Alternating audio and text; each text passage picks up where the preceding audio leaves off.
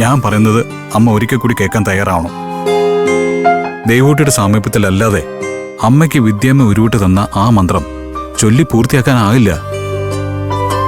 അതുകൊണ്ടാ ദൈവൂട്ടി ഞാൻ ഇവിടേക്ക് കൊണ്ടുവരാമെന്ന് പറഞ്ഞത്. അമ്മയുടെ കാര്യമായതുകൊണ്ട് ഞാൻ വിളിച്ച അവള് വരികയും ചെയ്യും.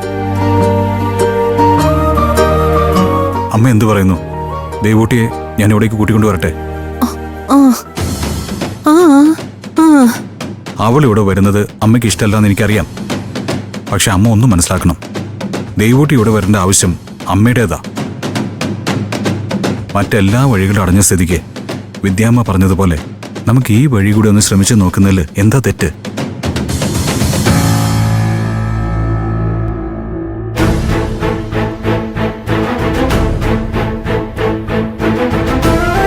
നോക്കമ്മേ, മൂകാംബികമ്മയുടെ മണ്ണിൽ വെച്ച അമ്മയ്ക്ക് ശബ്ദം നഷ്ടമായത്. ഈ മണ്ണിൽ വെച്ച് തന്നെ നഷ്ടപ്പെട്ട ശബ്ദം തിരിച്ചു കിട്ടണമെന്നാ എന്റെ ആഗ്രഹം. അതിനു വേണ്ടിയിട്ടാ ദൈവൂട്ടി വിളിക്കാമെന്ന് ഞാൻ പറയുന്നത്. വാശി ഉപേക്ഷിച്ച് അമ്മ ഒന്നും സഹകരിക്കണം, പ്ലീസ്.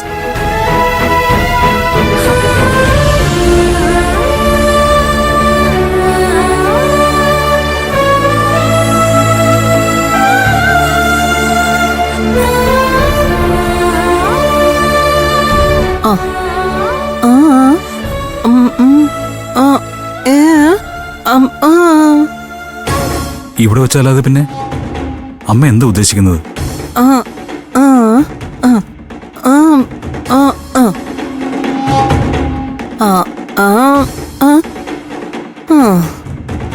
അമ്മയ്ക്ക് ആ കാര്യത്തിൽ സംശയമൊന്നും വേണ്ട.